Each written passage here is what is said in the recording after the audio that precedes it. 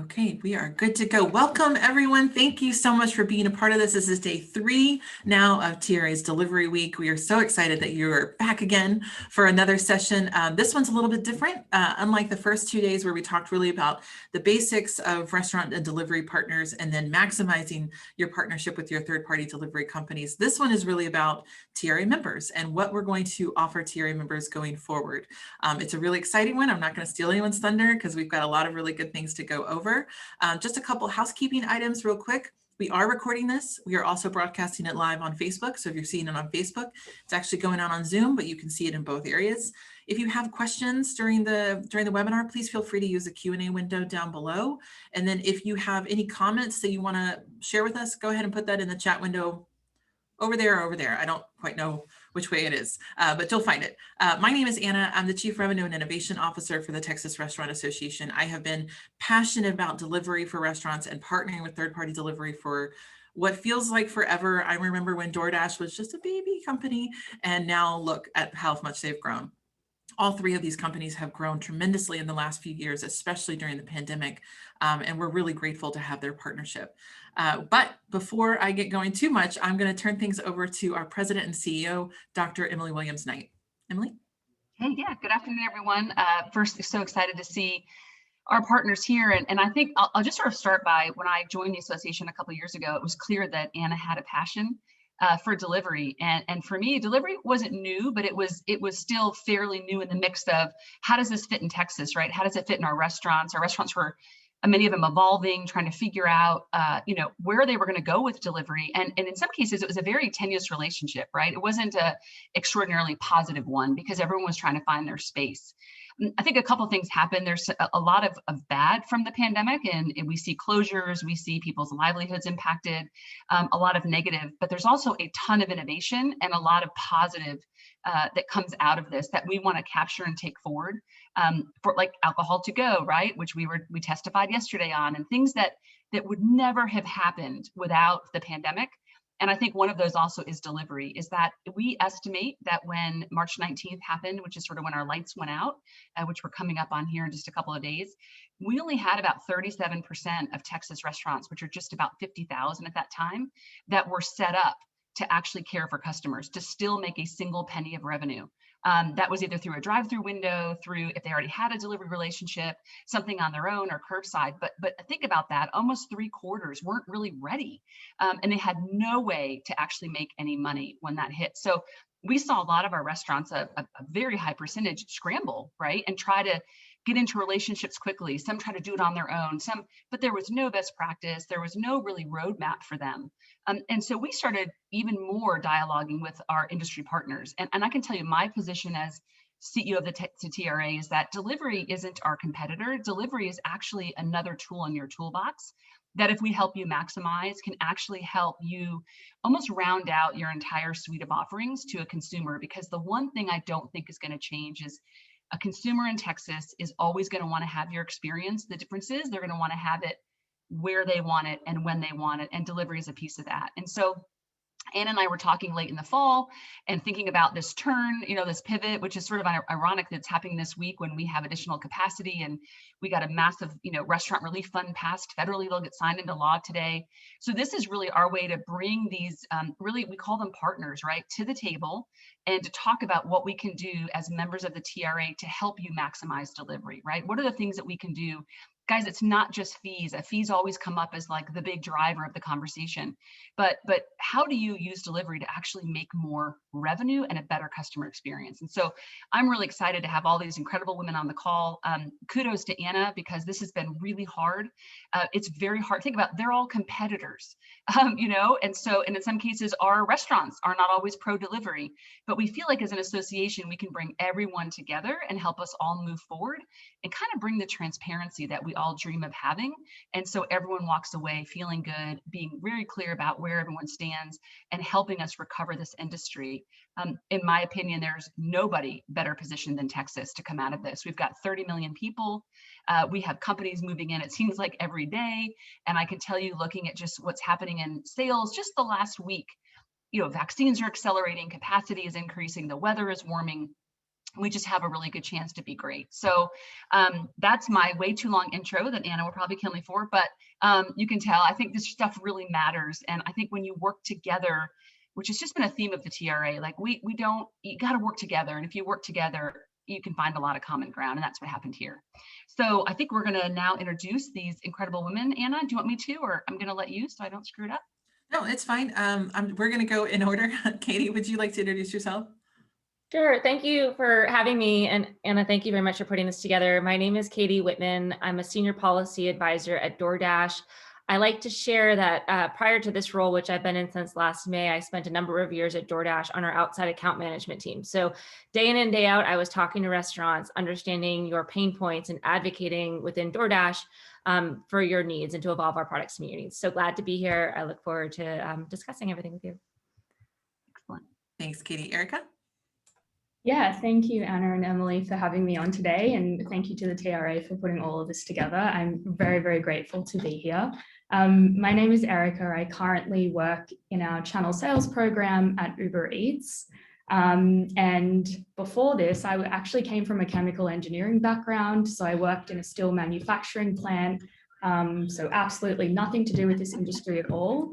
But the thing that really dragged me over was just, I'm a natural foodie at heart. Food, restaurants, that whole space was something that I was always interested in. So when it was time to look at a different career change, it was no doubt in my mind that I had to go over and think about food delivery. And obviously at that time, there were a ton of food delivery companies just setting themselves up. So that's how I chose to be here. And I'm really excited to continue this journey to see where we go. That's fantastic. Thank you, Erica. Fascinating background. I know I know I saw Emily's face light up when she saw that too. So that's interesting. Natalie, we are very familiar with you at this point, but this might be a new group of people joining us. So go ahead and introduce yourself too.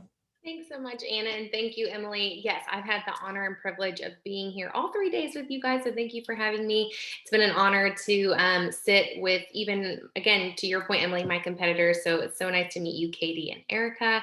My name is Natalie Thomas, and I am a regional sales manager for Favor Delivery. We are a delivery company based out of Austin, Texas, started in 2013, and we were acquired by HEB in 2018, so we are now part of the HEB family.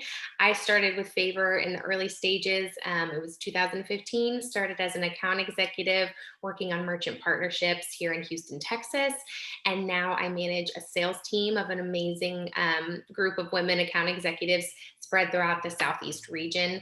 And it's absolutely a privilege to get to do what I do every day. And that's to work with the amazing restaurant community of the great state of Texas. Glad to be here.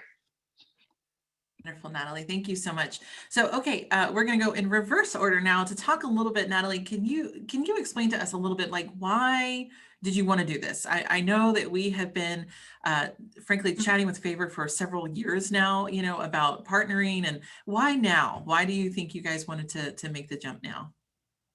I just think it's so much of who we are is the restaurant community. And that's what we do every single day with what we do is reaching out to the restaurant community. And what better way than to partner with the Texas Restaurant Association?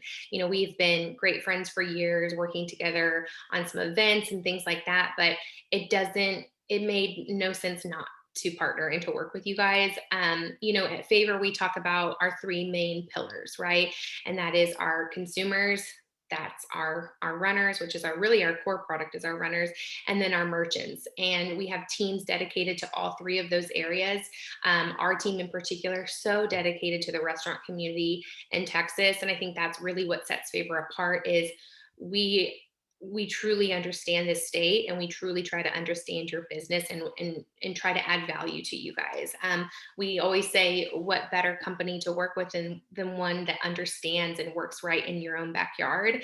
And so it's just been such a privilege to get to sit on these calls, and I can't see some of the faces, but I can see some of the names, familiar names popping up, and hopefully potential partners in the future, to get to talk directly to you and explain the value of working with Favor. It's been an honor. So it's been really great to work with you more, Anna. That's great, Natalie. Thank you so much for that. Erica, I'm going to go to you next to hear a little bit about why Uber wants to do this now. I mean, the interesting thing with Uber is you guys also sponsored some interesting stuff with us last year too, when we were beginning the relationship, when we were first having conversations with Chris Miller and Boris, like all those, and Madison, all those wonderful people on your side. But I thought it was interesting that y'all chose to sponsor a session last Marketplace that was really about racial awareness, during the heat of the summer when all of that was going on. So Uber itself, I think, has really come into its own and found its new culture. So with that new culture and with that new commitment to the work that TRA is doing, why now? What's going on? What's on y'all's mind? Yeah, I think that's an excellent question. Obviously, 2020 was a tough year for the world. And there were just so many different factors that came into what was happening, right? And there was a lot of culture stuff. And our CEO, Dara, has just made it so clear that this is a priority for our business. And I think how that really connects to Texas is that I think Texas's food or evolution of food really fascinates me. You guys have a truly melting pot of cultures that bring this like array of cuisines. And we really want to get eaters to enjoy these cuisines, which is why, yeah, as I said, I'm very excited about being here today. Ubereats does have a very deep-seated history with Texas. Our regional general manager, who's the head of all of US and Canada, went to UT. So this is very close to his heart. Some of his most formative years were here, obviously. And then of course, Chris being on your board. But more importantly than all of that, we have people on the ground right here in the city. And that decision was very, very intentional for Uber. We did so we could stay close to our couriers, our customers, our restaurants. And we really have this mantra where we say, we want to care for these people street by street. So that's our mantra. That's what we say internally. And this means that we can unlock local marketing campaigns. Our account management team is local because at the end of the day, like this is a hospitality industry, right? And that's the way things roll. So that's what we're really here for. And I think, that's why we're investing in TRA. We're thinking about the restaurants. We're thinking about the co-marketing campaigns. We're of course thinking about heart of house and all of that as well. And I think this is us putting our money where our mouth is. And it's truly a reflection of our love for TRA and its members. Thank you, Erica. For a New Yorker to say that you find Texas's cuisine fascinating, I appreciate that. We actually had a debate recently. We have a line of merch that we're rolling out, and we were trying to find the 4 items of food that actually wrap up Texas, and the debate is ongoing. We will never produce this t-shirt because we can't decide if chicken fried steak and bulgogi and pad thai and dumplings and tacos, like it's just too many things going on at once. So I appreciate you pointing that out, and we are very proud of our cuisine culture. I told Anna she could just put queso, and then we'd cover it all. Just a queso shirt, it would be good. I agree. I think that would be really amazing. I am skipping my queso lunch right now. Actually, everyone is eating it outside my office. I see them. So, but this is well worth it. Okay. So, and fried ribs. Yes. Louis is saying fried ribs should be on that shirt too. Yes. Thank you. Okay, Katie, I want to turn it over to you to talk a little bit about DoorDash. Obviously, DoorDash's commitment to what we're doing in Texas is pretty great. So please do share that news if they don't know it already. Sure, happy to. And again, I really applaud you for pulling us all together. This really feels like the first time I've ever had such co-opetition between the peers in this industry, and I think this is unprecedented, frankly. So this is really great. I think similar to what Erica and Natalie have said, like we all represent different companies with the same objectives, and serving the merchant community is one of the most important, if not the most important thing that we think about from a day-to-day basis. Like without our restaurant partners, there would be no DoorDash, there would be no Ubereats or no Favor. So your business and your success is critical to us. I think one thing that I realized, having come from the account management side of DoorDash, is that we had found ways within DoorDash to escalate the voices of some of our largest partners, whether those be, we call them local heroes, or those that do a lot of volume on our platform. But what was missing was the voice of the smaller local heroes, like the smaller mom and pops. And I think one way that we identified that this is, it's so great to gather this feedback and aggregate this feedback is through state restaurant associations. So we quickly reached out to the Texas Restaurant Association, or maybe you reached out to us. It was mutual. Although I think we went through a period of a time where we were gaining a mutual understanding, which was very beneficial. But really, we realized that we could help serve the restaurant community through working with the TRA, who works to serve you on a day-to-day basis. And through this partnership, we really can help gain, again, it's all about that mutual understanding of how, what do restaurants need to survive? And through working with the TRA, who aggregates and able to aggregate all this feedback, we can continue to improve our product for the restaurant community. So that was one thing. And I think we are super excited. What Anna alluded to, we were able to provide a $500,000 grant for restaurants within Texas, administered through the Texas Restaurant Association. So these are relief funds. And so if you weren't aware of them, letting you know now, incremental relief funds. And so, yeah, I think a lot of it's already said, but we really, I would say at DoorDash, we really value your feedback. We launched a restaurant advisory council, similar to the purpose of these partnerships. It's really to hear the voice of local merchants. And so it's another way to kind of lean in if you want to get more involved with DoorDash. Katie, thank you. There's a very lively debate going on in the chat, by the way, as far as like what is the best food in Texas. So if you're not joined in on that, you should definitely jump in. Emily, you have anything you want to add before I go over the benefits for members? Yeah, I think what I love about this is that, there's always this debate, independent versus chain. And we really feel like all restaurants, right, have a role in their community. And whether you're a single franchisee or you're a Louis Rainey, right, with an incredible restaurant outside of Dallas, everyone is really important to us. And I think that's a stake we put in the ground early. And so as Katie mentioned, I'd be remiss if I didn't mention this restaurant relief fund really came at about a week after the pandemic hit. And we have a nonprofit, education foundation. And, one of our team members, Joe Monastero, and Anna's heard me tell this story 1,000 times, but he goes, oh, I think we should start a fund to help restaurants. And my initial reaction, now imagine we've just been shut down, right? So we are scrambling for whatever we can do to get restaurants back open. And I said, we have no time to do that, Joe. Like, who's going to do that, right? There's like 7 of us here at the leadership team, 6 maybe. And he went out and created it. And now it's over $3 million, right? That's been raised just for independent restaurants that are the hardest hit. And I did get a little update for all my restaurants listening right now. President Biden just signed this bill into law, which means the $28.6 billion will now be available to restaurants. And it's got very favorable terms. More to come on that, separate webinar, but talk about just sort of all things coming together to help restaurants survive. This is just one more piece of that pie.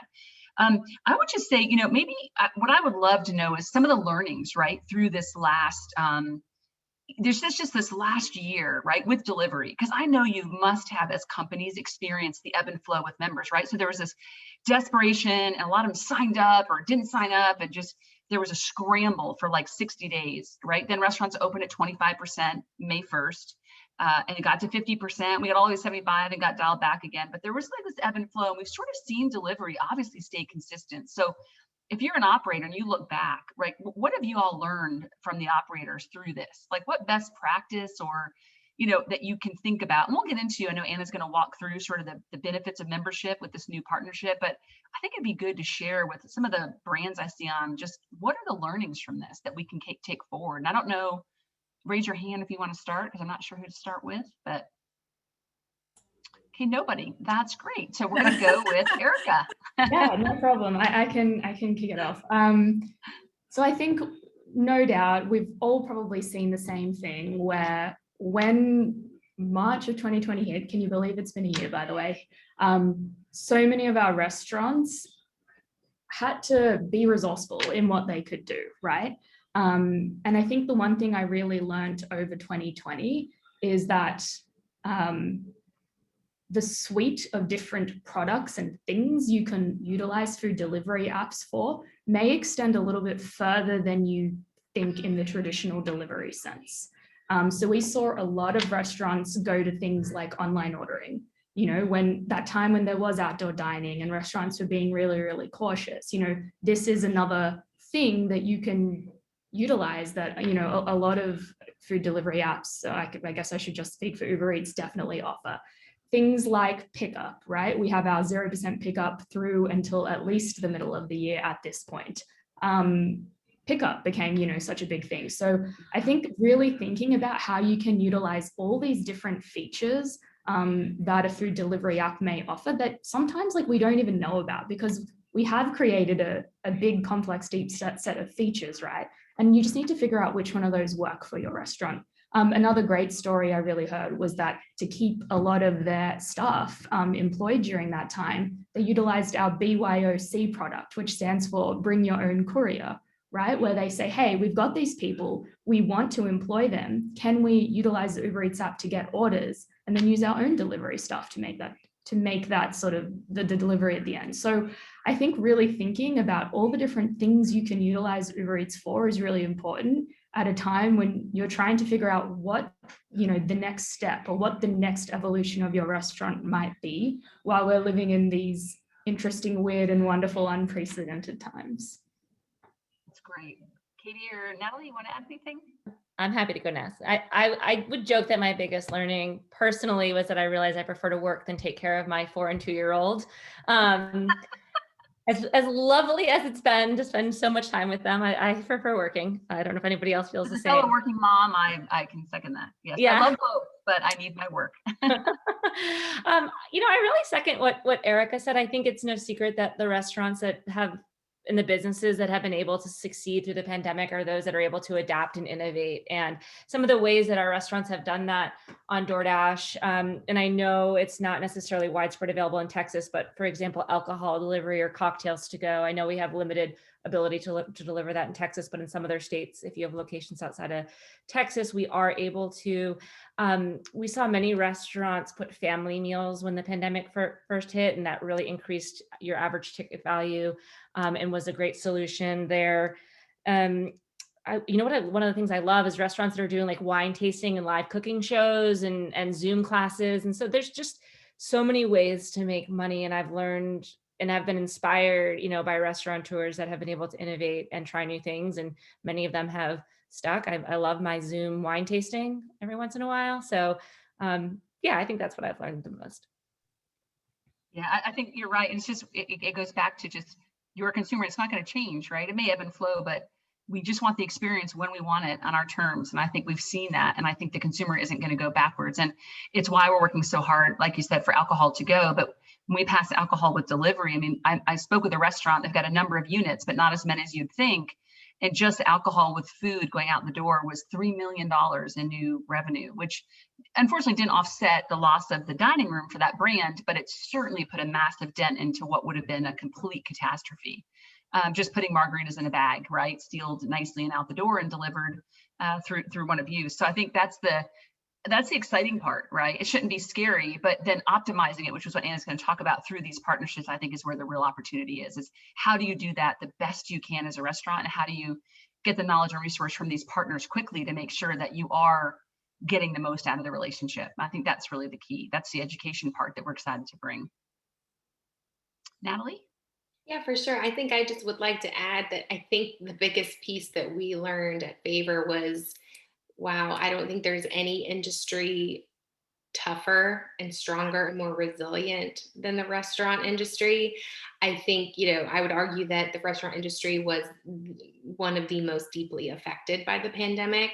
And I can't believe it's been a year either, ladies. It's just absolutely crazy. But I just remember this time last year when it was all starting, and to your point, Emily, how the ebbs and flows, right? It was one of the most wild, exhilarating, crazy times of my career, just watching taking and fielding calls from restaurant owners who were just really, quite honestly scared. We've never experienced anything like this. And so to see how we as a team rallied around this industry and just took, just sat on calls and just talked to them, and it wasn't about money. It wasn't about anything else. It was just how can we help you guys get through this so that you are stronger on the other side, because we wouldn't be here without the restaurant industry, right? And so I was really proud of how Favor continued to expand our product lines and our product offerings with, to your point earlier, alcohol, as well as even the things we did on the HEB side with the senior support line and rallying around seniors who couldn't get out to the grocery store,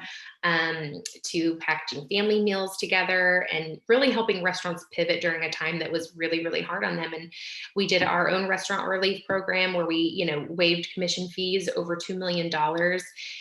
We wanted this industry to rise out and be successful. And to your point, Emily, I think Texas is in a wonderful position to come out super, super strong on the end of this. And I've just been really grateful to be a part of it.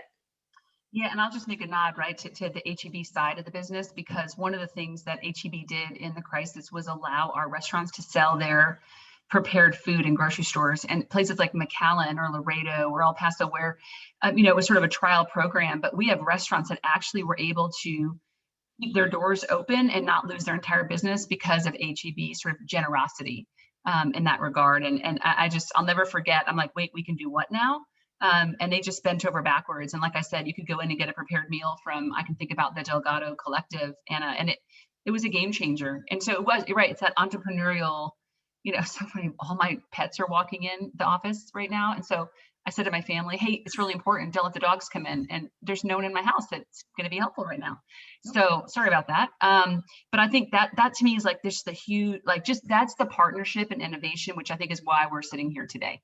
And that's what we can't lose, right? Is that we're competitors on some days, but at the same time, I think Katie called it cooperative. What cooperative? Coopetition. That's my new word of the day. Coopetition. I love that. Yeah. So thank you again for that side of the business. Yeah. I don't know how Texans would get through any sort of natural disaster without HEB at this point, honestly. They are a lifeline. And yes, a special shout out to Favor. Some of you that know, whenever we rolled out the Comfort Food Care Package program with the governor's office, Favor was there to help deliver. And so those were meals put together by restaurant owners that could be purchased by consumers. And then those meals would be delivered to families who really needed it most. And Favor was there, even without a lot of description on how this was going to work. They said, absolutely, we're there, we'll figure it out. And so it was really, really helpful of them to step up and make those deliveries happen, because they went to people, who normally would get school lunches that weren't in school, or people that, have foster families, all sorts of people who needed it. So thank you for that. I did want to switch gears a little bit and talk about the partnership details a little bit and what it's going to entail for TRA members. One of our dear friends and board members, Jonathan Horowitz, asked a great question on Facebook. He was asking, how can all three companies, delivery companies, TRA, and restaurants, create a win-win-win scenario going forward? It's like he's setting this up for us. I don't know. He says the companies need to create revenue, the TRA needs to support the industry, and restaurants need delivery revenue without giving up too much margin and fees, and to expand their delivery offerings. So there has to be a way. Jonathan, I'm so glad you said that, because there is a way, and we're very, very happy to reveal that today. I know we've been alluding to it for what seems like months. I'm dropping the link in the chat right now for everyone to go and take a look at, but I'll just quickly go through it.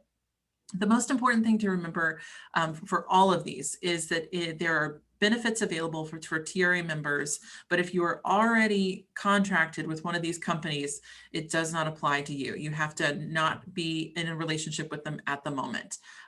There are caveats in there, and you can take a look on the page to figure out how that works, and we're happy to talk with you about it as well. But that was something that's really important. TRA has a lot of members, and a lot of our members are already contracted with these companies, and it would have been too much of a financial hit for them to say, all of a sudden, all of these, restaurateurs get these discounts, right? So we have to be reasonable. We're all trying to run businesses here. So keep that in mind. And I think, that goes back to, I think that you all, the four of you, really been so creative on other ways, right? So it is account support, and I won't walk everything through, but don't just look at the 1% number. If you're with Ubereats today, that's great. But then think about with the other benefits that come with Ubereats, how do you get more of your share, right, in the market with that relationship? And so just don't lose sight of that. We always tend to go right to the bottom line, right, as human beings. And I think what I love about this is it's just so much more than that, because if you are, have a 2% more, but you're moving 20% more product, you're way ahead. And so just do the math and just don't look at that percentage. Oh, I already have a relationship. Doesn't matter to me. I think this is really meaningful the way this has been put together. It is. Thank you for outlining that, Emily, because one of the things that I think we hear most from restaurant operators is commission rates, sure, but then the second thing is always, I don't know who to talk to. Well, we've solved that now. So with every single one of these companies, you have a dedicated contact person or email address specifically for TRA members. So if you're a TRA member, you now have access to a special group within Ubereats, DoorDash, and Favor who are going to help you out with whatever questions you might have. That's a great question, Shane. I don't know. So I'll find out. I see your question in there. It's only to the panelists, so not everyone can see it, but we'll find out and see how that works. So let's touch base afterward.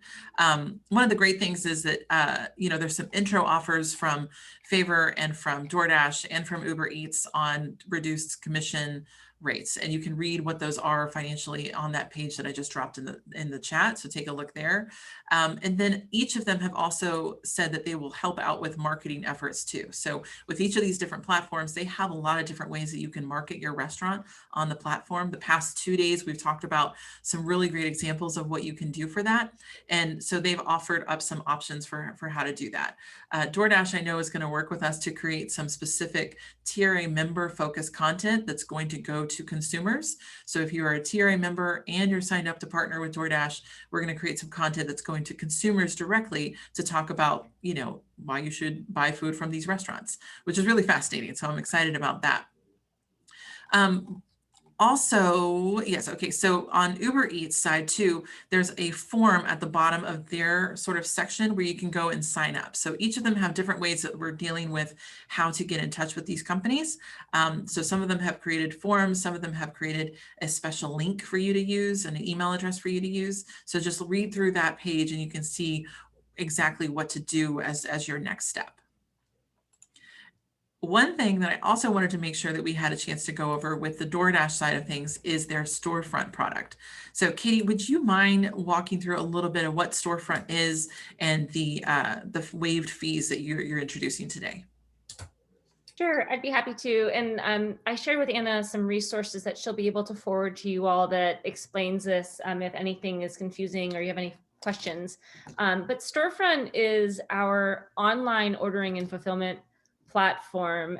It basically, you use DoorDash technology to power a customized online ordering site on your website. And so the purpose of this product really, it had, a number of things we were trying to solve for, but two of the restaurant facing challenges that we were solving for in particular were one, the desire from our restaurant partners to own the customer, own the customer data, and two, a commission-free based model. So this one is a flat fee based delivery model, similar to our DoorDash Drive product. We launched this new feature back in June. And basically what it is DoorDash will help set up your online ordering site. So if you have a website and you don't already power online ordering, we will be able to do that for you. All of the customers order directly from your site, and using our technology and integration, we receive the order similar to how we do on the marketplace, with the simplicity of the tablet or through POS integration, and DoorDash sends a driver to fulfill the delivery. So it's a vertically integrated solution that combines online ordering powering with fulfillment. And this is a flat fee based model. It's commission-free pricing. We'll be waiving, and this is one that I really suggest you all take advantage of or test, because we're waiving all fees through July 31st, 2021 for TRA members. And that's if you have, I should caveat, for 5 locations and fewer. So that includes a one-time setup fee that will be waived and never charged, $199 per store. The monthly fee of $79 per store is waived each month through July 31st. And the delivery fee is waived of $2 per order, which many restaurants actually pass that on to the customer. So the only thing you'd be paying is for credit card fees of 2.9% plus 30 cents. And this is a way to actually really take advantage of a practically free delivery solution during the pandemic and during the recovery period that we are experiencing. And so again, you can sign up on this directly through your DoorDash portal. And if you have any questions, I'm happy for Anna to share my email. You can reach out to me, or please see the resources that Anna will share. And there's also some case studies on how this has helped restaurants improve their online sales. Perfect. Thank you, Katie. Natalie and Erica, anything that you guys want to go over that you think I missed on this one? I just will say, to Emily's point, the discount is amazing and we are so happy to offer that. But there are some other things in there which I think are even cooler. The fact that, like with us in particular, you do get a dedicated support team and email address to reach out to. And that is for non-partners as well. So anybody on this call, even if you decide not to partner with Favor, you're going to have a special email address that you can reach out to. And that is TRA members at favordelivery.com. I'll put that in the chat for you. And you can use that specifically for you guys, and you'll get a dedicated team to talk about marketing, to talk about partnership, or anything that should arise in terms of problems. We're here for you. Thanks, Natalie. Erica? Oh, yeah, I'll keep it succinct. I don't think I have much more to add. Both of these things we'll be offering. We do have our flat fee online ordering, just like DoorDash, and we will have the dedicated email address that you guys can connect with. So yeah, check out the website and feel free to ask any questions. The Texas team are here for you. Thanks, Yeah, Erica. and I'll say, I think I'll note, so Ubereats is now represented on our board, and I think we may be the only restaurant association that has a delivery partner on their board. But that was really strategic on our part because, we want to be at the table and talk about how to do this really well. But I think also I'd be remiss if I didn't speak about, we're also working on some legislation together. And if you thought this was hard, negotiating a piece of legislation on delivery for the state of Texas, right, to try to preempt local and get a really good bill in that gives restaurants transparency, but doesn't, put our delivery companies in a position where they can't be successful at all.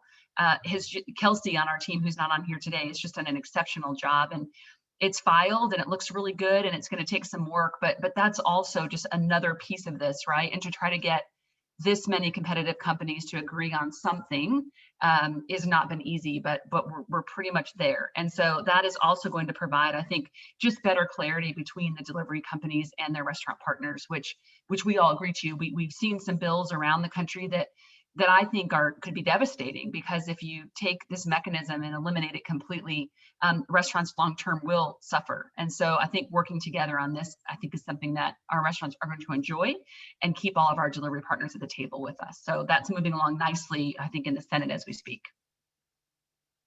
Yeah, I'm glad you brought that up, Emily, because that is actually what is going on tomorrow. So tomorrow at the same time, 1 o'clock tomorrow afternoon, Central Time, Kelsey is going to go over everything. And we're going to be joined by representatives from each of the three companies as well to talk a little bit about what is in that bill and what we're planning to do, and what the difference is between this bill that we've worked together with our third-party partners to develop and some other legislation that we see out there. If you're curious about it, and I hope all of you are, you should definitely join in. We're very lucky, frankly, to have all three companies represented so strongly with us all week, to come in with an agreement with all three of them, and then a bill that we're introducing at the Texas legislature is just unheard of. Like, it just doesn't happen like this very often. But I think it speaks to their commitment to helping restaurants, to their commitment to helping the associations work. And frankly, this is just a beginning, and it's a really strong beginning, I think, because going forward, we'll be able to work with all three of these companies on all sorts of different projects, different marketing needs. I can't wait to do some really fun stuff with them. Ubereats mentioned we get a helicopter. I'm not sure, Erica. Follow up with Boris, because I'm pretty sure he's the one that said that. And Natalie was there, so she heard it. She gets to go in the helicopter ride too. But I think this is it. I mean, I know it's a lot to absorb. There's a lot of information in there. My information to follow up is on the website too, if you have any questions. I know all these ladies have dropped their contact information in the chat as well. If you have specific questions for them, I recommend you go straight to them. They're very responsive. They will get you the answers you need. I think that pretty much wraps it. Emily, anything else? Yeah, I would just say it's an exciting day. So visit that page Anna sent out. We have our nightly newsletter tonight. There is so much going on. So this will be a big piece of it as well. Come tomorrow if you're interested in the legislation. It's another big piece of what we're working on. Things are moving really quick on all these different bills. But I want to thank the three of you, because this wouldn't have happened without you. And Anna, your leadership on this has been exceptional, and you never gave up. So, and again, I will just say this is the beginning. we're just going to work together and make delivery the best it can be for the state of Texas to help our restaurants recover. And, you know, I vote on restaurants, and I know we're going to come out of this really strong. So it's a good day. It is a good day. Perfect. All right. Well, ladies, you enjoy the rest of your day. Some of you we will be speaking with tomorrow. Thank you everyone for joining us on the webinar here on Zoom and also on Facebook. If we didn't get to your question, I promise we'll do some follow-up after this. Thank you so much for joining us. Great. Thanks, everyone. Bye. Bye.